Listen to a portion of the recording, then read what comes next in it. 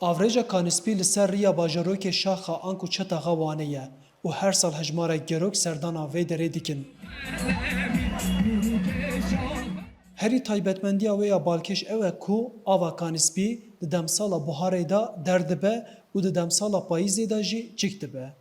Di vê mehê de ava wê pir gur diherike û rengek spî radixe berçavan. û ji ber vê yekê navê vî cihê delal bûye Kanîspî. Valla Kanîspî zev xweş e. Yani îro hewayek hûnik jî heye. Cihê ku cineta ser wane ye. Çiya dibînî, tu çeme dibînî, tu şelalê dibînî. Ji bo danesîna vê cihê xweşik her sal mihrican tên li darxistin û hejmarek zêde rûnişvan û gerok serdana vê derê dikin. Îsal piştî rakirina tedbîrên pandemiyê mihricana yazdan ya Kanîspî hat li darxistin. Festivala li qada şaxê gelek xaşe, gelek cindiye.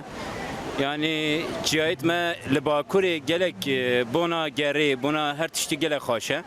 Enem dixwazim bila vê derê biratî hebe, xaşî hebe, dilxwazî hebe. Bele festival ez taze îsaltin. Ev salam ya ewle hestim. Xuda hez ket her devam ket her sal cemîn. Ez îsal tenê hatim sal hedey zarokan vecihim. Xuda hez ketin. Dengbêje ciwan Ergin Dervişoğlu bo strandina Klaman beşdarê bername mihricanê bûye.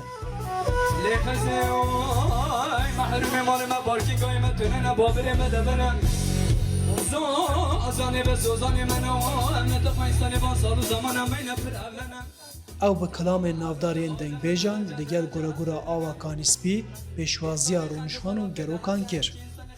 حمد تجدلي داتيتن يعني دايما بأخذ تعالى متقوتي يا ربي دنجا وبدمن دنجا آواز و دمن از ایرو دنگ بیجی زمانه دایی که زمانه بابا خوابیم نجه هیچ پیچوکیه دا هیچ 10 ساله دا من اف تشتک کربو بخواه که بو پیش روژک براکت می پیچوک یه پیش من بلا اجو بینه کن زمانه خواه کرمانجیه خواه زمان دایکا خواه نه آسمیله نبن.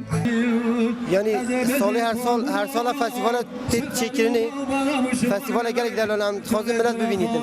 İnsan öyle am xazim bütün insan beni ve şelale bibinin. İnsan öyle misafirperverin. Şah misafirperverin her zaman ki xazim millet bibinidim.